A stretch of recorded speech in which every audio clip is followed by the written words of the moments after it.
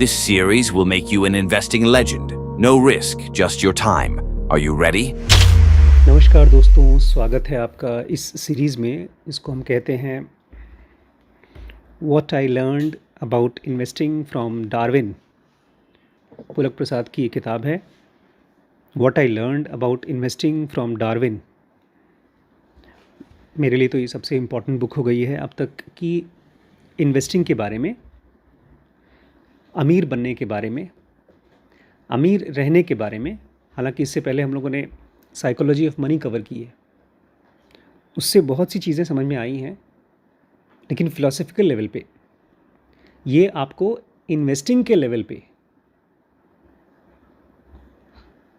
Plus अगर आप serious हैं अमीर बनने के बारे में तो आपको वो बड़े बड़े दरवाज़े दिखाएगा जो आप शायद कभी खोल नहीं पाएंगे।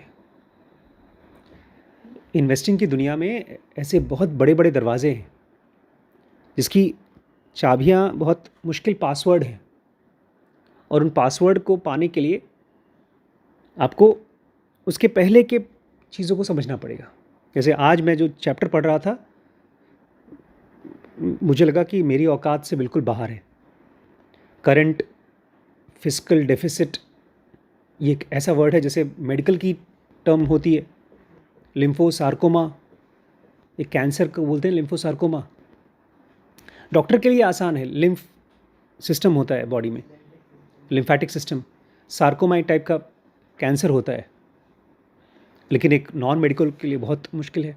ऐसे ही आज के चैप्टर में मैंने बहुत सी ऐसी चीज़ें पढ़ी जो मेरे लिए मेरे बियॉन्ड स्कोप था।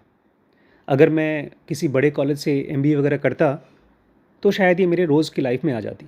इसलिए मैंने कहा बड़े बड़े दरवाजे आपको पता चल जाएंगे, लेकिन आप लोग कभी उसको खोल नहीं पाएंगे, क्योंकि आपको लगेगा यार ये सब हाई फाई चीज़ें हैं, सबके लिए नहीं है। लेकिन मैं आपको बता दूं, अभी रिसेंटली मुझे एक बंदे के बारे में पता चला जो खुद गवर्नमेंट जॉब करता है, स्टॉक्स में इन्वेस्टमेंट भी करता है, बट फुल टाइम नहीं करता उसको। फुल टाइम गवर्नमेंट जॉब करता है और सही भी है।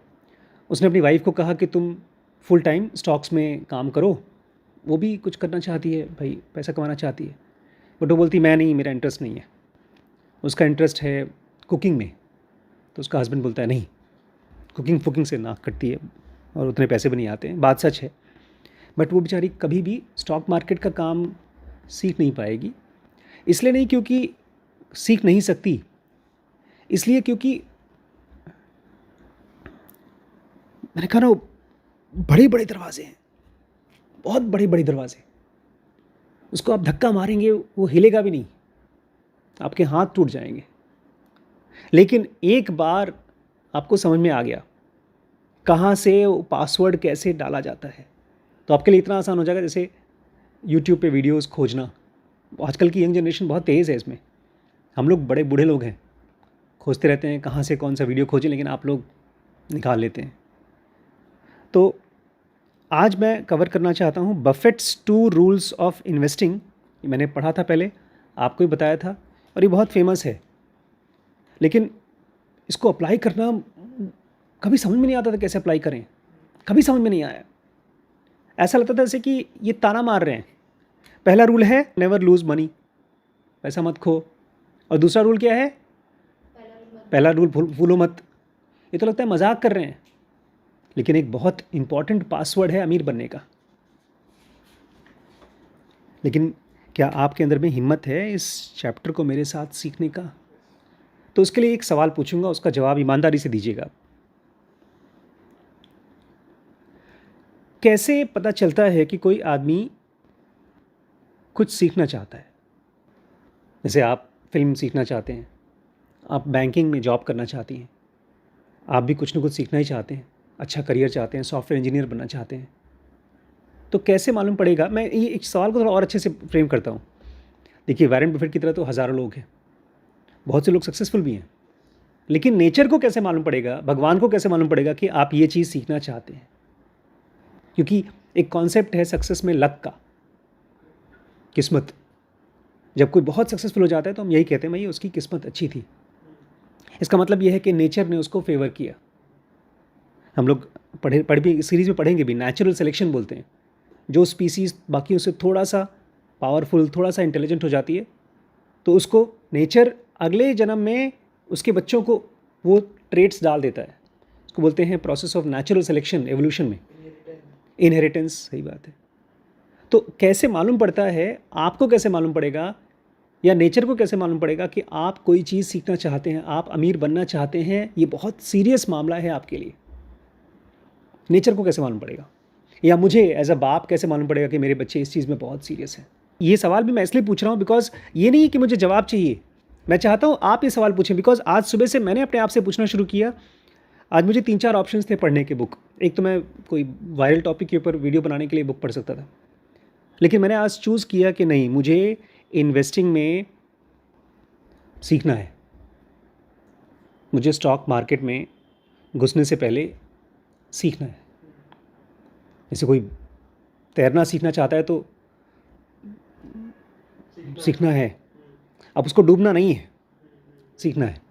तो आज मैंने बहुत ज़्यादा पढ़ाई की, नींद भी आ रही थी, सो के फिर उठ गया और कुछ काम ही नहीं किया मैंने। मैं अपने आप से बार बार यही पूछ रहा था, इनफैक्ट ये पूछ रहा था इसलिए पढ़ भी पाया कि क्या तुम्हें सीखना है। क्योंकि जब वो मुश्किल दरवाज़ों के बारे में बात हो रही थी, करंट फिस्कल डिफिसिट और भी बड़ी बड़ी मुश्किल चीज़ें हैं, मैंने कहा डॉक्टर आशीष शुक्ला, तुम डॉक्टर हो, तुम्हें ये सब कुछ नहीं आता है और तुम क्लास फर्स्ट में हो, यूकेजी में हो अब तुम, लेकिन तुम्हारी किस्मत अच्छी है कि तुम 50 साल के होने वाले हो। तो जो यूकेजी का बच्चा है उतना डिस्ट्रैक्शन मेरे पास नहीं है। मैं चाह करके भी खिलौनों की दुकान पे या कपड़ों की दुकान पे या किसी गैजेट की दुकान पे फंसूंगा नहीं। तो वो अच्छी चीज़ है मेरे लिए। तो मैं आराम से एक एक लाइन खोजता रहा। बल्कि एक जगह पर एक बर्ड का जिक्र हुआ, बड़ा इंपॉर्टेंट जिक्र था, तो मैंने उस बर्ड की फ़ोटो खींच करके बना दी, क्लिप आर्ट बना करके। वॉर बर्ड करके नाम बर्ड है, उसके माइग्रेशन से हम लोग कुछ सीखेंगे इन्वेस्टिंग में। तो कैसे मालूम पड़ता है कि आप किसी चीज़ को बहुत सीरियसली सीखना चाहते हैं? आप वो सवाल पूछते हैं अपने आप से, do I really want to learn this? Because एक पॉइंट पर ऐसा आएगा जब वो चीज़ मुश्किल हो जाएगी और उस मुश्किल के समय आपको ऐसा है जैसे कि एक बहुत गड्ढे वाली ज़मीन है, बहुत मुश्किल चीज़ है, और आप अभी भी उस पर खड़ खड़ खड़ खड़ खड़ गाड़ी चलाना चाहते हो।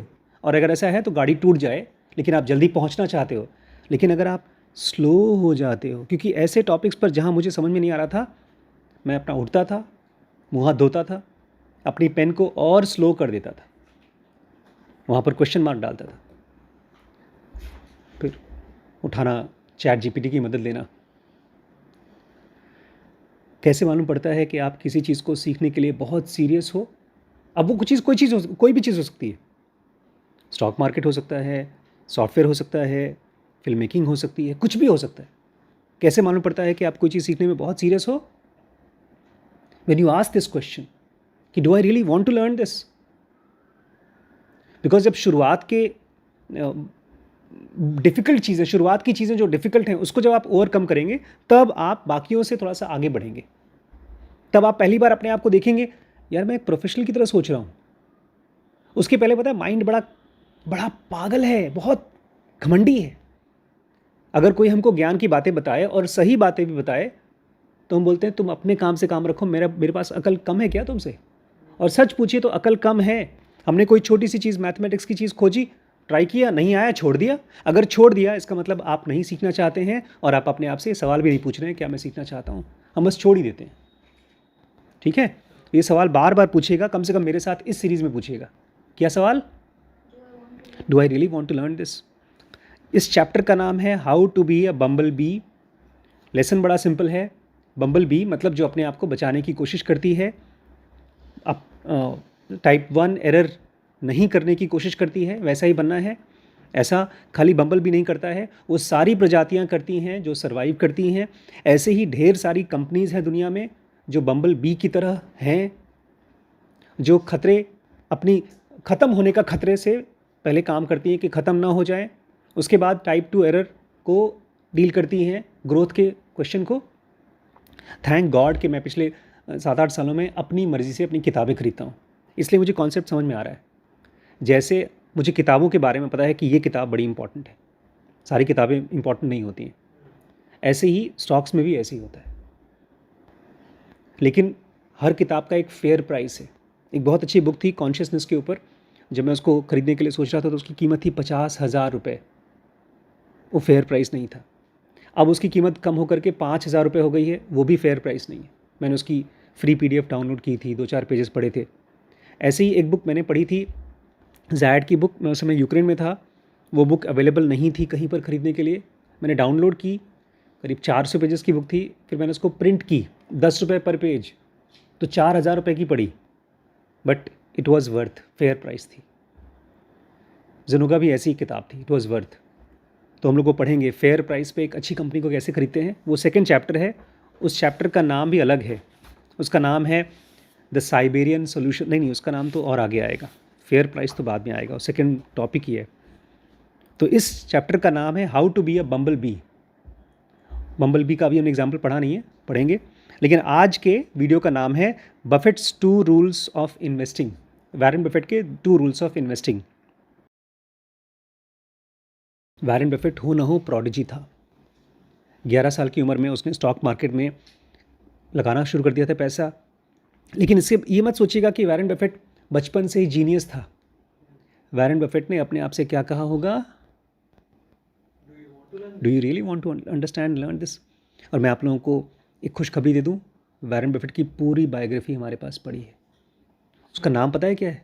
स्नोबॉल्स। पता है स्नोबॉल्स क्यों? स्नोबॉल इफेक्ट क्या होता है?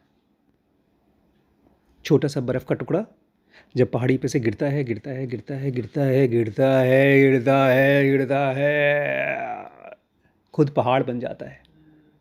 स्नोबॉल नाम है उसका। कमाल की बुक है। मैंने वो पायरेटेड कॉपी खरीदी थी, उस समय मेरी औकात नहीं थी। अब उसकी एक हार्ड कॉपी खरीद लेंगे। हाँ, यही थी the snowball and the Warren Buffett and business of life. अगर आप इस किताब को पढ़ना चाहते हैं तो आपको अपने आप से बार बार एक सवाल पूछना चाहिए, do I really want to understand from this. तब जाकर के आप इसको कवर कर पाएंगे। खैर, तो वॉरेन बफेट ने बहुत यंग एज से ही ये चीज़ खोज लिया था, ये रूल, बाकियों से पहले। और तभी जाके उसने 2 रूल्स कॉइन किए थे। नेवर लूज मनी, ये पहला रूल है, और दूसरा रूल, पहला रूल भूलना मत। But wait a minute, what does he mean by commanding us never lose money? How can one choose not to lose money? Author कहते हैं लेकिन रुकिए, ये ऐसे कैसे हमको बोल सकते हैं कि पैसा मत खोना? क्या हम सब कोई पैसा खोना चाहते हैं? नेवर लूज मनी बोल रहे हैं, कौन पैसा खोना चाहता है? Isn't that what every investor wants? क्या यही चीज़ हर इन्वेस्टर नहीं चाहता? Why would any investor deliberately wish to lose money? कोई भी इन्वेस्टर जानबूझ के पैसा क्यों खोना चाहता है? अब ये जब मैंने सवाल पूछा ना, तो मैंने अपने आप से पूछा कि क्या मैं पैसा खोना चाहता हूँ? ये मैंने क्वेश्चन पूछना शुरू किया। ऑथर कहते रुकिए, अपने आप से पूछिए, क्या कोई भी आदमी पैसा खोना चाहता है? In fact Buffett seems to have violated his own 2 rules on many occasions. सच पूछिए तो वॉरेन बफेट ने अपने खुद के रूल्स बहुत जगहों पर तोड़े हैं। कहाँ तोड़े हैं? एग्जाम्पल, 1993 में, उस समय काफ़ी उम्र के हो गए थे ये, बर्कशायर बॉट डेक्स्टर शूज़, एक कंपनी खरीदी टेक्सटर शूज़ 433 मिलियन की उनके स्टॉक में। मतलब बर्कशायर हैथवे की एक ऐसी कंपनी है जिसके नीचे ढेर सारी कंपनीज़ हैं, इसलिए उसका स्टॉक बहुत महंगा है। तो उसमें एक कंपनी खरीदी $433 मिलियन की।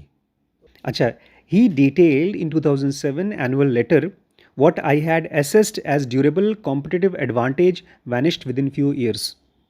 वॉरेन बफेट कहते हैं बहुत डिटेल में 2007 के एनुअल लेटर में ये लिखते हैं कि मैंने सोचा था ये कंपनी के अंदर में ड्यूरेबल कॉम्पिटिटिव एडवांटेज है। ये क्या होता है?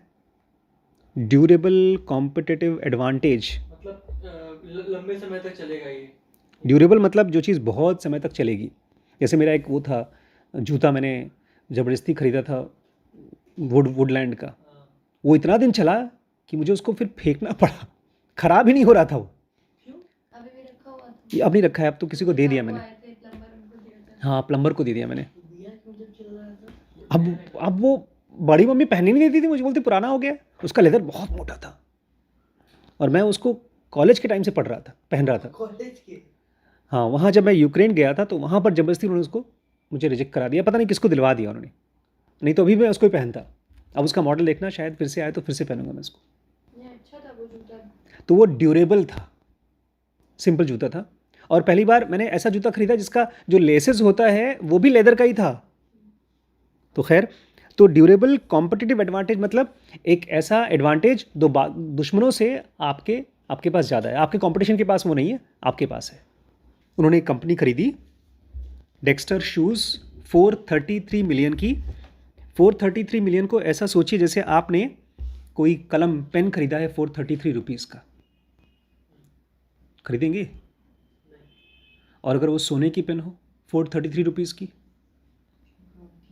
ले लूंगा। सोना है, गोल्ड, गोल्ड अगर 433 रुपीज़ की हुई और इस गोल्ड पेन की वजन मान लो 50 ग्राम हुआ तो कितने का होगा? अभी जो रेट चल रहा है जिस हिसाब से, क्या रेट चल रहा है? एक मैं बता रहा हूँ, एक अंदाज़ा लगाओ। 70,000 इंडियन रुपीज। 70,000 रुपये का 10 10 10 ग्राम, तो 400 रुपये का गोल्ड पेन, एक्चुअल रेट कितना होगा उसका? 3 लाख। तो लोगे? हाँ हाँ। और अगर नॉर्मल प्लास्टिक की पेन हो, नहीं, इसका मतलब फेयर प्राइस नहीं है। खैर, इन्होंने लिया 433 मिलियन का डेक्स्टर शूज़, लेकिन बाद में देखा व्हेन आई हैड एसेस्ड, बड़ा समझदार आदमी था, जब कोई गलती करता था तो उसको पब्लिक के सामने बोलता था। इसने एनुअल लेटर में लिखा what I had assessed as durable competitive advantage vanished within few years. मुझे लगता था कि ये कंपनी के अंदर में ड्यूरेबल कॉम्पिटिटिव एडवांटेज है, मतलब ये ऐसी चीज़ है जो सालों साल तक दूसरी कॉम्पिटिशन उसके सामने खड़ी नहीं हो पाएंगी, वो कुछ ही सालों में ख़त्म हो गई।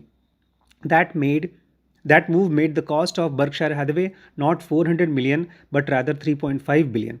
और उसकी वजह से बर्कशायर हैथवे का जो कॉस्टिंग पड़ी वो 433 मिलियन, 433 मिलियन का लिया था, तो 400 मिलियन जितने में लिया था उतना नुकसान नहीं हुआ। इनका नुकसान हुआ 3.5 बिलियन, कहीं ज़्यादा हुआ।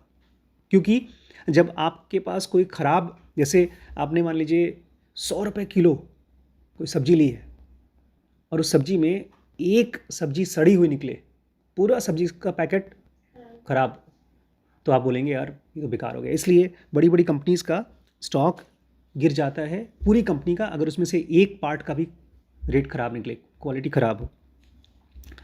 In essence I gave away 1.6% of a wonderful business. क्योंकि उस कंपनी को ख़रीदने के लिए इन्होंने अपनी कंपनी में से 1.6% दिया था, तो वो हमने लॉस कर दिया। आज की डेट में वो जो 1.6% हमने, अगर वो नहीं लिया होता कंपनी को, तो उसकी कीमत 220 बिलियन होती। उतना बर्बाद हो गया, वो बर्बाद हो लोगों को देने में। वो हमने कंपनी खरीदी थी, ख़राब कंपनी थी, तो एक तरह से हमने क्या किया, हमने पहला रूल तोड़ दिया, नेवर लूज़ मनी का। इनके पास अगर वो कंपनी नहीं लिया होता तो इनकी कंपनी के पास पैसा होता 220 बिलियन डॉलर, वो ख़त्म हो गया। In his 2014 annual letter, he admitted his mistake in Berkshire Tesco investment. We sold Tesco share throughout the year and now are out of this position. Our after-tax loss from the investment was 440 million. ऐसे ही 2014 में उन्होंने ये भी admit किया। ये चीज़ आप सीख लीजिए इससे, मुश्किल चीज़ है, 2 वजह से मुश्किल है। कौन सी चीज़? अगर आप कोई मिस्टेक करते हैं तो पब्लिकली एक्सेप्ट करिए कि ये मेरी मिस्टेक थी, उससे आप जल्दी सीखते हैं। उससे आप किस चीज़ में नहीं फंसते? कन्फर्मेशन बायस में, हाइंडसाइट बायस। अरे नहीं, मुझे पता था, एक्चुअली मैं गलती नहीं करने वाला था, लेकिन ये आदमी बोलता है नहीं हमारी मिस्टेक थी, हमने टेस्को कंपनी में पैसा लगाया था और उसको धीमे धीमे करके हमने निकाल दिया, वो कचरा था, निकाल दिया। After tax loss from this investment was 444 million. Tax wax देने के बाद जो हमारा लॉस था वो 444 मिलियन था। More recently, in the middle of COVID-19 pandemic market meltdown, Buffett sold all his airline stock. और अभी रिसेंटली 2019 के कोविड-19 के बाद बर्कशायर में बफेट बोलते हैं हमने सारे हवाई जहाज़ों का जो स्टॉक था वो बेच दिया। He had invested between 7 billion and 8 billion for large stakes in 4 airlines. उन्होंने 7 से 8 बिलियन डॉलर्स खर्च किया था अमेरिकन, डेल्टा, साउथवेस्ट और यूनाइटेड एयरलाइंस में। वो सब उन्होंने निकाल दिया, वो सब निकाल दिया। नहीं, he had invested this much, नहीं सुना नहीं? Sure. उन्होंने कहाँ लगाया था this much for large stake in these airlines. Berkshire's position was worth a bit more of 4 billion at the time of his sale. It turned out I was wrong. बोलते जब हमने बेचा था, हमने पैसा लगाया कितना था? पैसा दिया था 7 से 8 बिलियन डॉलर, और जब हमने उसमें से पैसा निकाला, उसको बेचा, तो खाली मिला $4 बिलियन। तो 3 से $4 बिलियन का लॉस हुआ। It turned out that I was wrong. एकदम साफ साफ कह रहा है। हम लोगों को अगर कोई हमारी गलती दिखा दे तो हम क्या बोलेंगे? अपने काम से काम रखो। और हम खुद से क्या बोलेंगे? मैं गलत नहीं था, वो सिचुएशन गलत थी, मैंने अपनी समझदारी से किया था काम। वॉरेन बफेट से आज की क्लास में ये सीख लीजिए, अगर आप गलत हैं, अपने मन में पहले देखिए कि ठीक है, मैं ये काम कर रहा हूँ और इसका ये रिजल्ट मैं चाहता हूँ। और जब वो रिजल्ट नहीं आता, कुछ खराब रिजल्ट आता है, तो अपने आप से बोलिए, it turned out I was wrong. जैसे मुझे लगता है कि मेरी एडिटिंग रॉन्ग है, मेरा वेबसाइट अच्छा नहीं है, I am responsible for that. Back to Buffett's 2 rule. तो चलिए फिर से हम वॉरेन बफेट के 2 रूल्स पर आते हैं। Despite losing money occasionally, what is he asking us to do when he orders us not to lose money? अरे भैया, अपना तो पैसा लूज कर रहे हैं और हमसे बोल रहे हैं कि पैसा लूज मत करो। आखिर चाहते क्या हैं? हमसे क्या चाहते हैं? Buffett has never explicitly explained this. Buffett ने कभी भी इसको साफ साफ लोगों के लिए समझाया नहीं है कि क्या मतलब है। एक्सप्लिसिट मतलब दिखाना। आज सुबह मुझे कुछ पता चला आप दोनों की बातचीत में कि ये किताबें खरीदते हैं, आप कुछ और खरीदती हैं, तो उस पर कुछ बहस हुई थी, लेकिन वो मुझे एक्सप्लिसिट पता चला। ऐसे तो खाली बोल देते कि हाँ ये हुआ था, वो हुआ था। एक्सप्लिसिट मतलब साफ साफ बोलना। तो वॉरेन बफेट ने कभी भी एक्सप्लिसिटली नहीं बताया कि ये 2 रूल्स का क्या मतलब है। जब मुझे ये पता चला तो मैंने कॉन्शियसली, मतलब मन में ऐसा किया, पुलक प्रसाद को, गुरुदेव तुसी ग्रेट हो, तोहफे कबूल करो। मेरा एक्सप्लिसिटली बताया कि क्या मतलब है। But this is what I think he means. बोलते हैं उन्होंने खुद तो नहीं बताया है, लेकिन मुझे लगता है कि यही वो बोल रहे हैं। Avoid big risks, don't make type 1 error. Warren Buffett क्या बोलने की कोशिश कर रहे हैं? Avoid big risks, don't make type 1 error. मतलब वॉरेन बफेट ने $400 मिलियन का खरीदा, $7 अरब का खरीदा, $444 बिलियन का लॉस किया, लेकिन उन्होंने इन सब में टाइप 1 एरर नहीं किया। मतलब उनकी कंपनी स्टेक पर नहीं लगा दी, सब कुछ खत्म नहीं कर दिया। Don't commit to an investment which is probability in which the probability of losing money is higher than the probability of making money. कभी भी ऐसा कमिट मत करो जहां पर लूज मनी करने की प्रोबेबिलिटी ज़्यादा है पैसा कमाने से। Think about risk first, not return. पहले जब आप इन्वेस्ट कर रहे हो तो उस रिस्क के बारे में सोचो, अच्छा ठीक है, मैंने ये ₹500 का तो खरीद लिया, अगर ये लॉस होता है तो क्या मैं झेल पाऊंगा उस लॉस को? Think about the risk first, not returns. हम लोग क्या को सोचते हैं, अरे यार इधर से लो उधर से लो, सबसे पैसा लेकर लगा दो, आएगा तो फिर वापस कर देंगे। लेकिन हम ये सोचते नहीं है अगर नहीं आया तो क्या करेंगे। जो देवांश पापा जी को बोल रहा था, बड़े पापा, पापा जी ये चीज़, ये स्टॉक खरीदना चाहिए। पापा ने कहा इसका पैसा कहाँ से आएगा? उन्होंने कहा आप दे दीजिएगा। उन्होंने कहा अगर लॉस हो गया तो? बोलते हैं और ले लेंगे, बहुत अच्छा शेयर है। बोलते हैं और ले लेंगे तो देंगे कहाँ से, आएगा कहाँ से पैसा?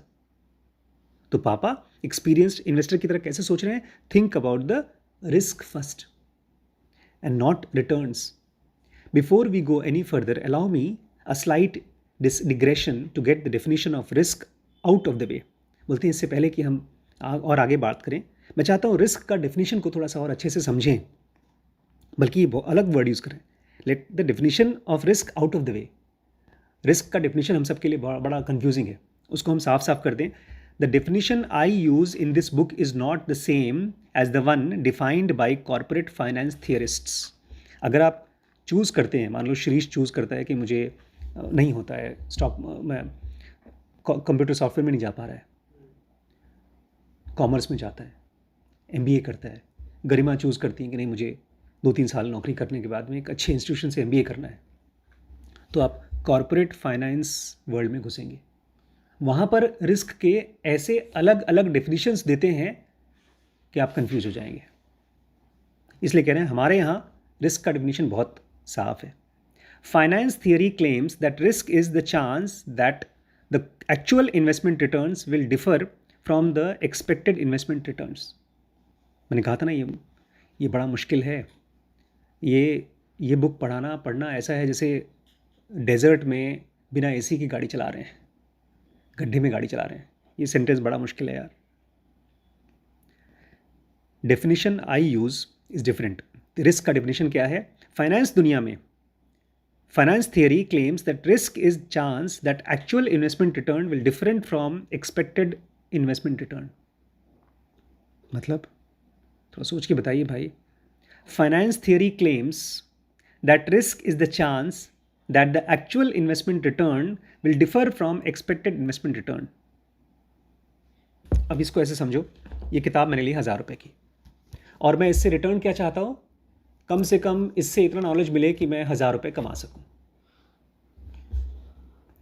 The risk actual investment return will differ from expected investment return. लेकिन मेरा एक्सपेक्टेड रिटर्न क्या है? अरे यार, वॉरेन बफेट की किताब खरीद रहा हूँ तो कम से कम 10 लाख रुपये तो कमाना चाहिए मुझे। Actual return will different from expected return. दो रिटर्न्स आ गए इसमें। एक एक्सपेक्टेड रिटर्न, जैसे मान लीजिए मैं कोई महंगा आइटम यूज़ करता हूँ, कोई फेशियल क्रीम यूज़ करता हूँ, फेयर एंड लवली। नहीं, फेयर एंड लवली तो सस्ता है ना। कोई ऐसा क्रीम जो इसमें गोल्ड लगा हुआ है, सिल्वर है, 2000 रुपये का आता है, उसको क्रीम लगाऊँ तो उसका एक्सपेक्टेड रिटर्न क्या है?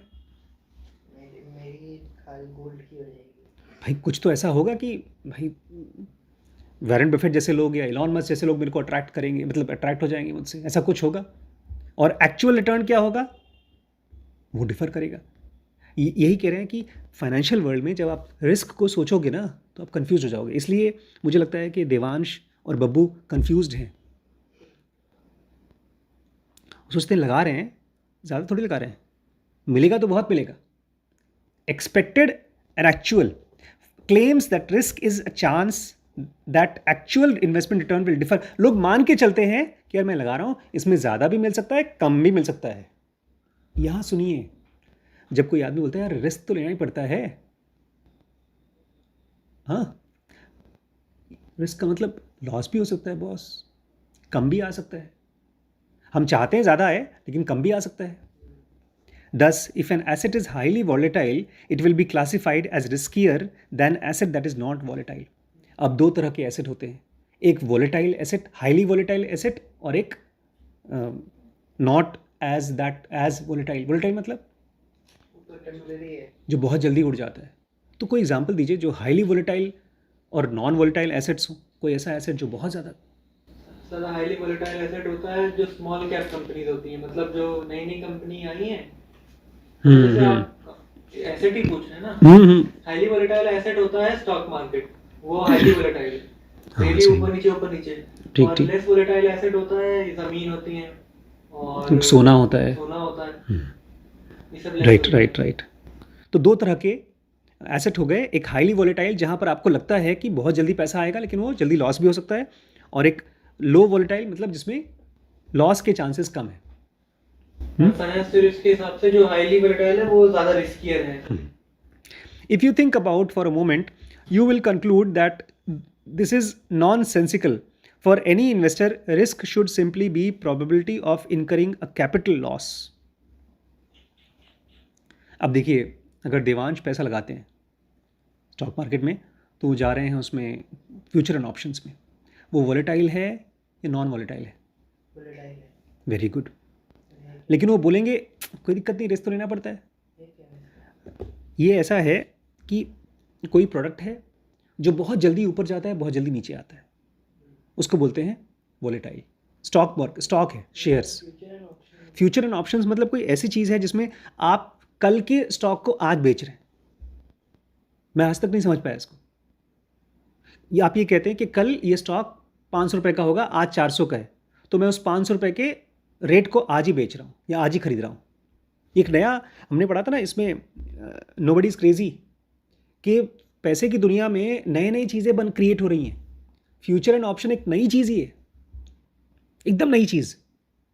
म्यूचुअल फंड ये बहुत नई चीज़ है, ये मुश्किल से 15, 20, 25 साल पहले आया होगा।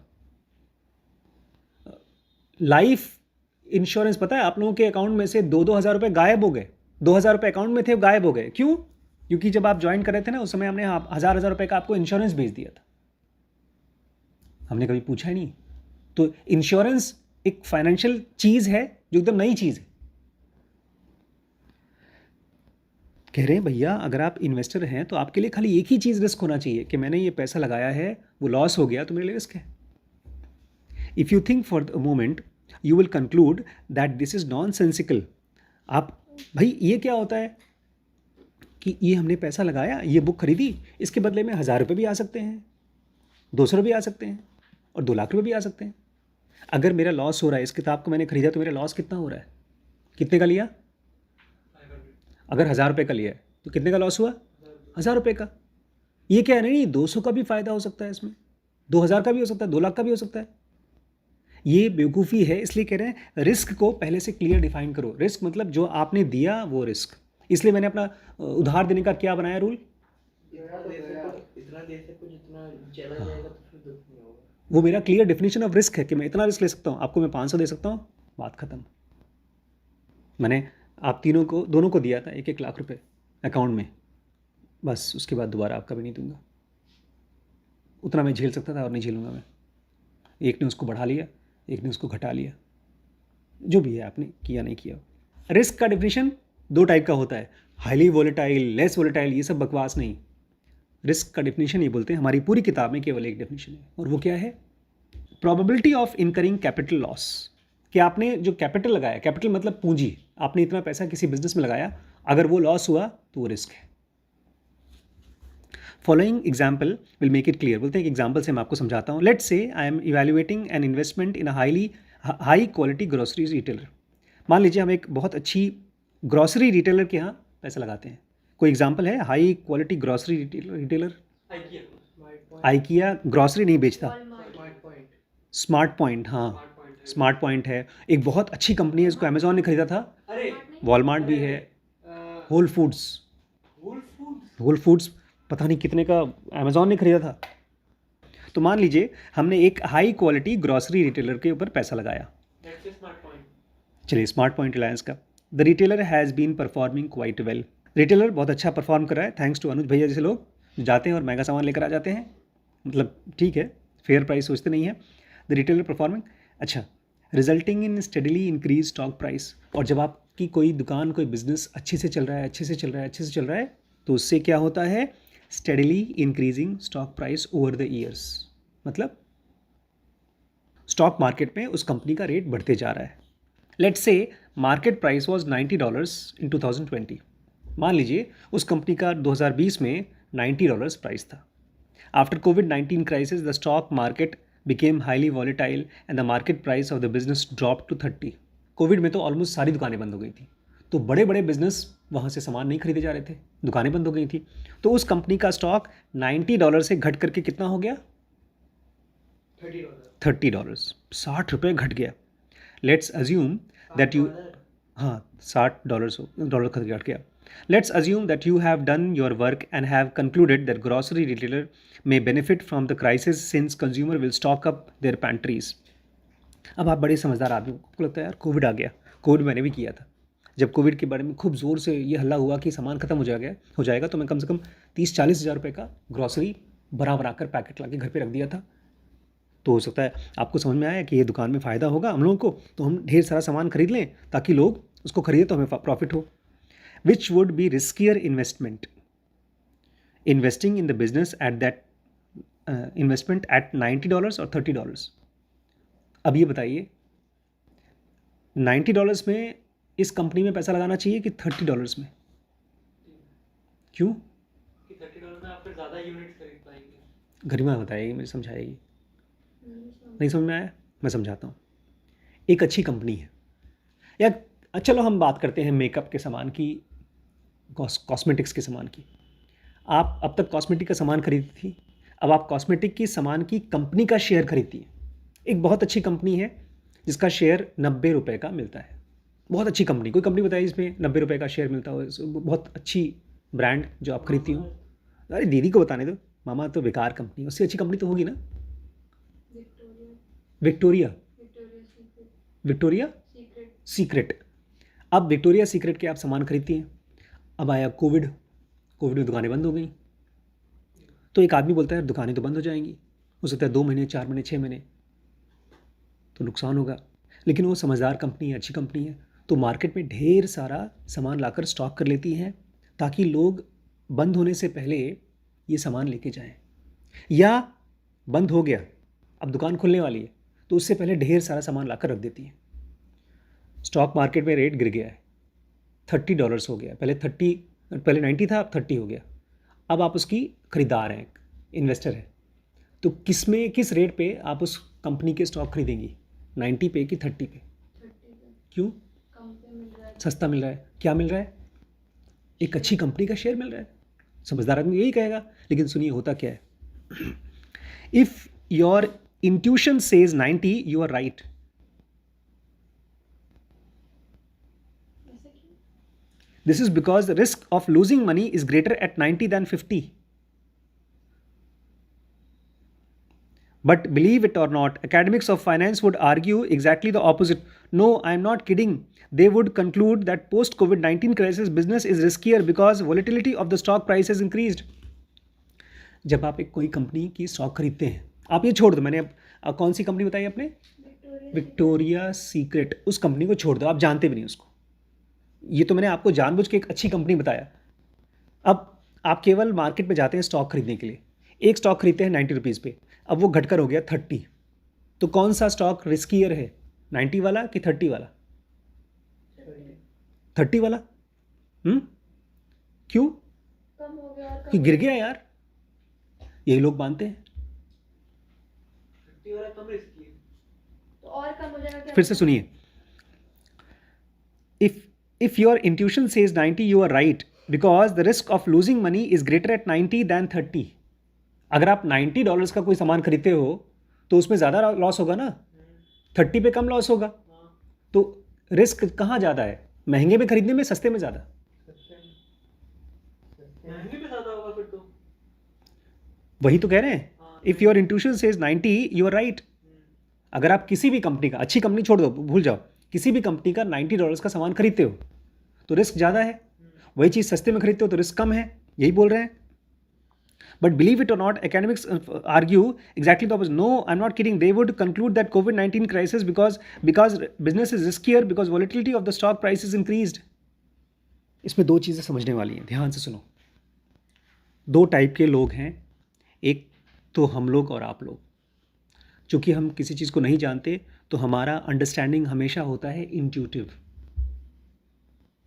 ये पानी गर्म है कि ठंडा, मैं छू के बताऊंगा, मैं थर्मामीटर लगा करके टेस्ट नहीं कर रहा हूँ। अभी बताइए, इसको छू रहा हूँ तो गर्म होगा कि ठंडा? बट गर्म होगा कि ठंडा? आपने कहा ठंडा होगा, नॉर्मल मेरी बॉडी से तो ठंडा ही होगा ये। तो ये इंट्यूटिव अंडरस्टैंडिंग है।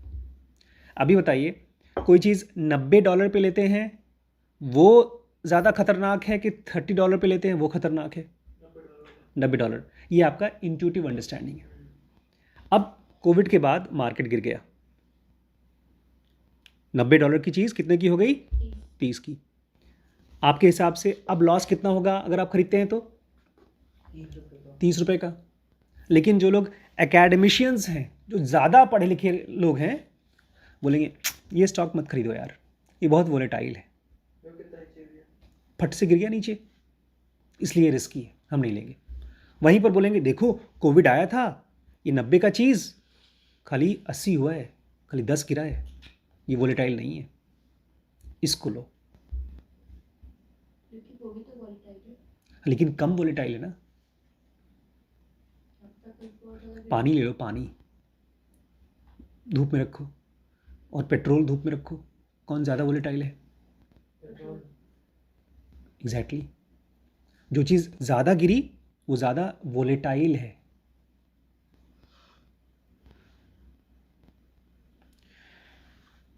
They would conclude that post-COVID crisis business is riskier than volatility of stock price has increased because the volatility। जो लोग भी यहाँ थोड़ा देखो, ये क्या पता है बोल रहे हैं, ये खास तौर से ये बोल रहे हैं कि जो हम एकेडमिशियंस नहीं हैं। मैंने आपसे क्या कहा, अगर आप MBA कॉलेज में जाओगे और यही वैभव डर रहा है कि अगर मुझे फिल्म मेकिंग के स्कूल में डाल दिया गया तो मुझे एकेडमिक्स सिखाया जाएगा और वो सब चीज़ें मेरे इंट्यूशन को ख़त्म कर देंगी। जो आप आज फिल्में देखते हो ना, जो अच्छी फिल्में होती हैं उसमें वो सारी चीज़ें होती हैं जो एक स्कूल में पढ़ाया जाता है। अच्छा कैमरा, अच्छा सिनेमाटोग्राफी, वो सब तो होता है, लेकिन सबसे इम्पॉर्टेंट होता है एक फिल्म मेकर का इंट्यूशन, उसी का वो चाहते हैं ना मरे, इसलिए कॉलेज नहीं जा रहे हैं। लेकिन यहाँ पर, हाँ यहाँ पर भी वही है कि देखिए ज़्यादातर बड़ी कंपनीज स्टॉक मार्केट में बहुत प्रॉफिट नहीं करती जैसा इनका किया है। वैरेन बफेट जैसी कंपनी सारी की सारी नहीं होती है। वैरेन बफेट का अपना इंट्यूशन काम करता है और वो ये भी जानते हैं कि क्या बोल रहे हैं ये लोग, कौन लोग, एकेडमिशियंस। ये एकेडमिशियंस कौन होते हैं? पढ़े लिखे लोग हैं। आज स्कूल में श्रीश को बुलाया गया, नहीं कि सर ने इनको कितने क्वेश्चंस दिए लिखने के लिए? 10 चैप्टर नहीं, 11 चैप्टर पूरा लिखने के लिए दे दिया। एक हफ्ते का दिया था टाइम। एक हफ्ते में 11 चैप्टर। ये चीज़ बेवकूफ़ी है। उनको लगता होगा जब 11 चैप्टर करेगा तो फटाफट पूरा रिवीजन हो जाएगा।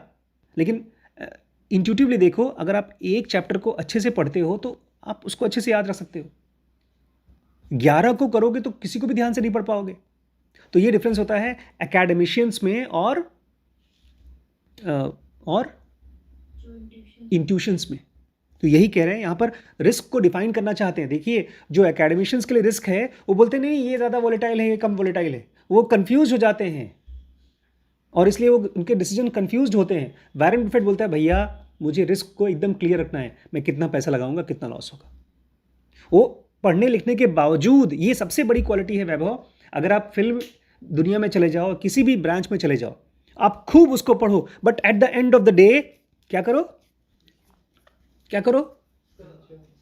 निचोड़ निकालो और देखो कि वो क्या समझा है, मैं क्या समझा हूं। इस मामले में आपके रजनीश बड़े समझदार थे। वो पढ़ते थे 20-50 फिलोसोफर्स को पढ़ते थे, लेकिन अपनी इंट्यूशन वो समझाते थे आपको। वो इनफैक्ट वो एक जगह पर बोले हैं कि मैं तो चाहे गीता के बारे में ज्ञान दूं, चाहे नानक का ज्ञान दूं, चाहे जीसस का ज्ञान दूं, चाहे जैन का ज्ञान दूं, मैं तो बातें अपनी ही बोलता हूं। तो इस पैराग्राफ में खासतौर से बोल रहे हैं 2 टाइप के रिस्क होते हैं जो पब्लिक के लिए, उनके लिए, एकेडमिशियंस के लिए। लेकिन मेरे लिए तो खाली एक ही टाइप का रिस्क है, और वो क्या है? आपका पैसा लॉस होगा। जो आपने लगाया है वो पैसा लॉस होगा, जितना आपने लगाया उतना लॉस होगा। अब देवांश जैसे बच्चे जो ज़्यादा दिमाग में सोचते हैं, नहीं अगर मैं 25,000 रुपये लगाता हूँ और मुझे 15% का रिटर्न आता है, नॉर्मली तो लोग 10% का रिटर्न लाते हैं, मैं तो 15% का रिटर्न लेकर आया हूँ, लेकिन वो लॉस हो जाता है, उसका 15% के बजाय 0% हो जाता है या 4% हो जाता है। अरे बैंक में तो FD मिलता तो उसमें 6% मिलता, उससे तो मैंने ज़्यादा निकाला। जब इतना ज़्यादा सोचने लगते हैं तो वो हो जाते हैं एकेडमिशियंस। मेरा एकदम सिंपल रूल है कि मैंने भैया इसमें 2 लाख रुपए लगाया, मेरा 2 लाख रुपए गया। मैं ये नहीं कहूँगा 2 लाख रुपए में कितना वापस आया, मैं क्या सोच रहा था, क्या ला सकता था, नहीं ला सकता था, इतना दिमाग नहीं लगाने की ज़रूरत है। जब आप बिजनेस में पैसा कमाना चाहते हैं तो इनका बेसिक रूल क्या है? Never lose money. और सेकंड रूल क्या है? Remember not to lose money. और उसके लिए इन्होंने रिस्क को डिफाइन किया है। जो कैपिटल है, आपने वो जो पैसा लगाया, अगर वो खो सकता है तो रिस्क है। कुछ समझ में आ पाया? अच्छा, थोड़ा सा वी एट नालंदा, इनकी कंपनी का नाम है नालंदा, पूरा नाम है नालंदा कैपिटल, और ये है सिंगापुर बेस्ड कंपनी है जो मैनेज करती है $5 बिलियन, $5 अरब को मैनेज करती है। Never bring stock price volatility into risk discussion. चलिए एक चीज़ और आज याद रख लीजिए, stock price volatility. Stock price volatility, एक बार बोलिए, इसको आप अंडरलाइन कर लीजिए खूबसूरत पेन से। स्टॉक प्राइस वोलेटिलिटी, आप भी बोलिए एक बार। मतलब स्टॉक ऊपर जा रहा है, नीचे जा रहा है, ऊपर जा रहा है, नीचे जा रहा है, कितनी तेजी से, उसको बोलते हैं स्टॉक प्राइस वोलेटिलिटी।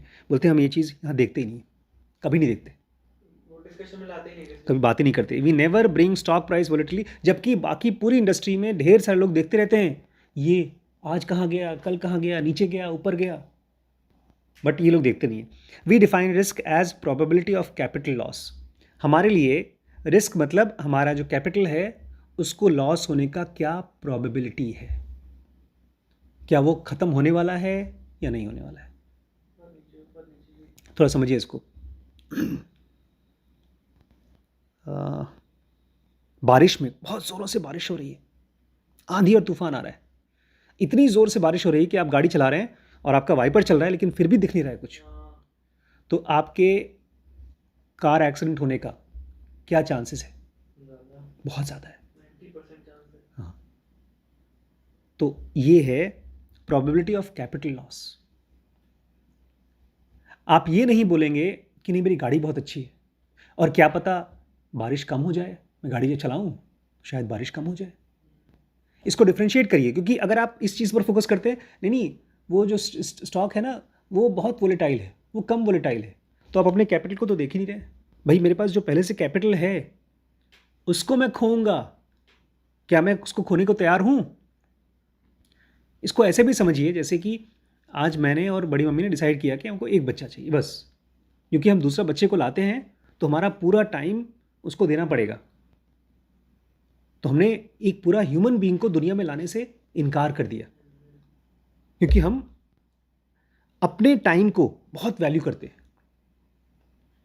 अच्छा मान लीजिए नहीं यार हमारा टाइम तो है जो है नहीं है, बच्चे तो होना चाहिए, कम से कम 2 या 3 बच्चे होने चाहिए। तो मैं देख रहा हूँ मार्केट में लोग क्या कर रहे हैं, दूसरे लोग क्या सोच रहे हैं। हम इस पूरी सीरीज़ में केवल एक चीज़ डेवलप करेंगे, हमारी अंडरस्टैंडिंग अबाउट इन्वेस्टमेंट। हम ये नहीं समझेंगे कि सामने वाला क्या इन्वेस्ट करता है, बल्कि हम पढ़ेंगे ढेर सारे लोगों के बारे में कि लोग कैसे इन्वेस्टमेंट करते हैं, ताकि हम उससे दूर रहें। आज तो मैंने पूरा 4-5 पेजेस यही पढ़ा कि लोग कैसे गलत तरीके से इन्वेस्टमेंट करते हैं। वो थीमेटिक इन्वेस्टमेंट है, उसको मैं पढ़ाऊंगा बाद में। तो नालंदा में स्टॉक प्राइस वोलेटिलिटी कभी डिस्कस करते नहीं है, ये खाली डिस्कस करते हैं प्रोबेबिलिटी ऑफ